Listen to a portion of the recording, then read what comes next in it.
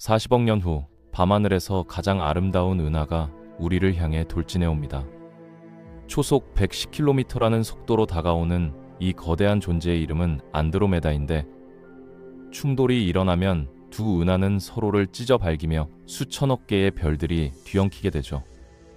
하지만 이건 수많은 지구 멸망 시나리오 중 하나에 불과합니다.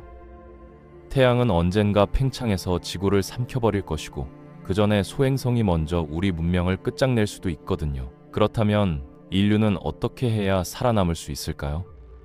오늘은 인간이 어떻게 이 행성의 지배자가 되었는지부터 시작해서 과학자들이 경고하는 멸망 시나리오들, 그리고 인류가 우주로 탈출하려면 무엇이 필요한지까지 이야기해 보겠습니다.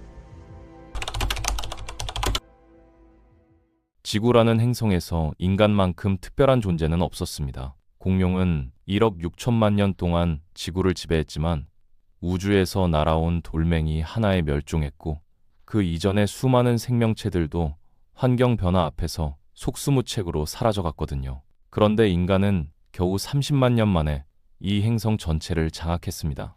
우리는 가장 빠르지도 가장 강하지도 가장 크지도 않았는데 도대체 어떻게 이런 일이 가능했을까요? 답은 뇌에 있습니다. 인간의 뇌는 전체 에너지의 20%를 혼자서 소비하는데, 이 막대한 투자가 추상적 사고 능력이라는 강력한 무기를 선사했거든요.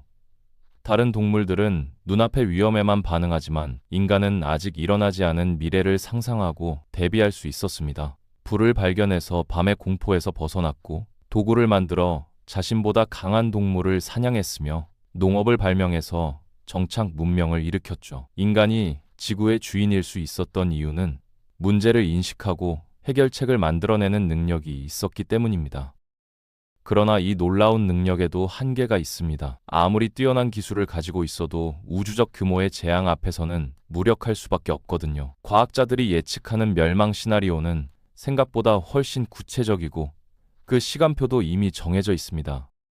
가장 확실한 시나리오는 태양의 죽음입니다.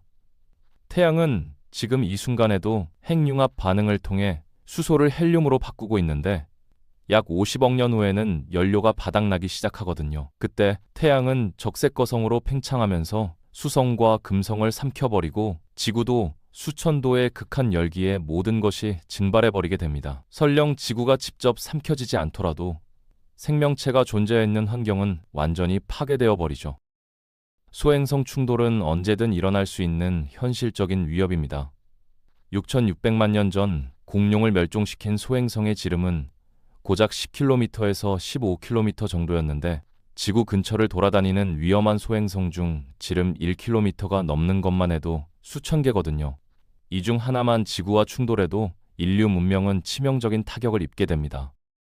그리고 앞서 말한 안드로메다 은하와의 충돌이 있습니다. 40억 년 후 두 은하가 합쳐지는 과정에서 태양계의 궤도가 완전히 바뀔 수 있는데, 운이 나쁘면 태양계가 은하 밖으로 튕겨나가거나 다른 별 근처로 끌려가서 행성 궤도가 불안정해질 수 있거든요. 이 모든 시나리오의 공통점은 지구에만 머물러 있으면 언젠가는 반드시 멸망한다는 겁니다. 인류가 영속하려면 우주로 나가는 수밖에 없죠. 가장 가까운 대형 은하인 안드로메다까지의 거리는 약 250만 광년입니다. 빛이 1년 동안 이동하는 거리가 약 9조 5천억 킬로미터인데, 이걸 250만 번 곱하면 대략 2경 3천조 킬로미터가 나옵니다. 숫자가 너무 커서 감이 안 오는 게 당연하죠.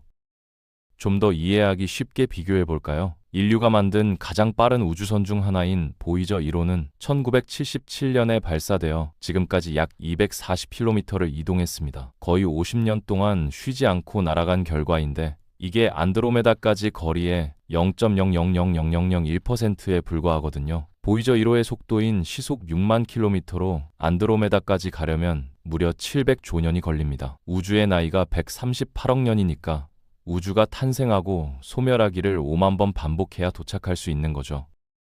파커 태양 탐사선은 2024년에 시속 69만 킬로미터라는 기록적인 속도를 달성했는데, 이 속도로도 안드로메다까지는 약 40조 년이 걸립니다. 현재 기술로는 다른 은하에 도달하는 것이 불가능하다는 의미입니다.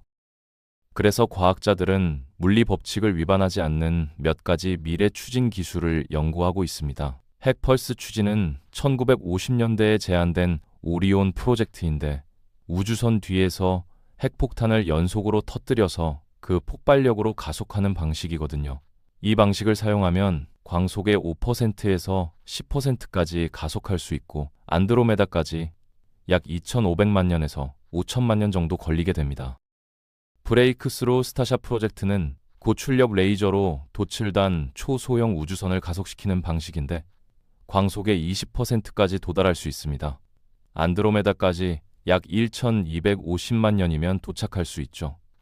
가장 강력한 가능성을 가진 것은 반물질 엔진인데 반물질이 일반 물질과 만나면 둘 다 완전히 에너지로 전환되거든요. 이론적으로 광속의 50% 이상까지 가속할 수 있고 이 속도라면 안드로메다까지 약 500만 년 정도 걸리게 됩니다. 여기서 흥미로운 물리 현상이 등장합니다. 아인슈타인의 특수 상대성 이론에 따르면 물체가 빛의 속도에 가까워질수록 시간이 느리게 흐르거든요. 이걸 시간 팽창이라고 부릅니다. 광속의 50%로 이동하면 우주선 안의 시간은 지구 시간의 약 87% 속도로 흐르게 되고 광속의 99%로 이동하면 지구에서 250년이 지날 때 우주선 안에서는 약 35만 년만 흐르게 됩니다. 광속의 99.999%에 도달하면 지구에서 수백만 년이 지나도 우주선 안에서는 겨우 수십 년밖에 지나지 않죠. 하지만 광속에 가까운 속도를 내려면 천문학적인 에너지가 필요하고 현재 기술로는 그 정도 에너지를 생산하는 것 자체가 불가능합니다. 광속의 50% 정도가 현실적인 목표인데 이 속도에서는 시간 팽창 효과가 크지 않아서 여전히 수백만 년이 걸리게 되거든요. 그래서 과학자들이 제안하는 해결책이 바로 세대 우주선입니다. 한 세대가 출발해서 도착하는 게 아니라 수만 세대가 우주선 안에서 태어나고 죽으면서 여행을 이어가는 방식이죠. 광속의 50% 속도로 500만 년을 여행한다면 한 세대를 80년으로 계산했을 때 약 62,500세가 우주선 안에서 살다 죽게 됩니다. 세대 우주선은 단순한 탈 것이 아닙니다. 완전히 자급자족 가능한 하나의 세계여야 하거든요. 산소를 생산하고 물을 재활용하고 식량을 재배할 수 있어야 합니다. 수만 세대 동안 유전적 다양성을 유지하려면 최소 수천 명의 초기 인구가 필요하고 학교와 병원과 연구소 같은 시설도 있어야 하죠. 과학자들은 온일 실린더 같은 거대한 회전 구조물을 제안하는데 원통형 구조물이 회전하면서 원심력으로 인공 중력을 만들어내고 내부에는 산과 숲과 호수를 조성해서 지구와 비슷한 환경을 재현합니다.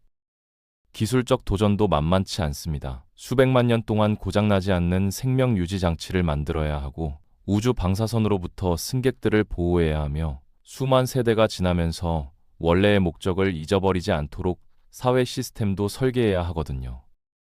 그럼에도 인류는 이 도전을 포기하지 않을 겁니다. 포기한다는 것은 멸망을 받아들인다는 의미니까요. 인간이 지구의 주인이 될 수 있었던 이유는 불가능해 보이는 문제 앞에서도 해결책을 찾아냈기 때문인데 우주로의 진출도 마찬가지입니다. 500년 전 사람들에게 달에 사람을 보낸다고 했으면 미친 소리로 들렸을 거고 100년 전 사람들에게 손바닥 안의 기계로 전 세계와 소통한다고 했으면 마법처럼 느껴졌을 겁니다. 기술의 발전 속도는 점점 빨라지고 있고 우리가 상상하지 못하는 돌파구가 언제든 나타날 수 있거든요. 지구 멸망 시나리오들은 분명 무섭습니다. 하지만 인간은 운명을 바꿔온 종족이죠. 빙하기를 견뎌냈고 전염병을 극복했으며 핵전쟁의 위기도 넘겼습니다. 안드로메다 은하가 우리에게 다가오고 있다는 사실은 위협인 동시에 초대장이기도 합니다. 40억 년 후 두 은하가 만날 때 인류의 후손들은 그 광경을 어디서 지켜보고 있을까요? 우주는 넓고 시간은 길고 거리는 상상을 초월합니다. 하지만 인류는 불가능을 가능으로 반응으로 바꿔온 역사가 있거든요. 안드로메다까지의 여정은 수백만 년이 걸릴 수 있지만 그 위대한 첫걸음은 바로 지금 시작됩니다.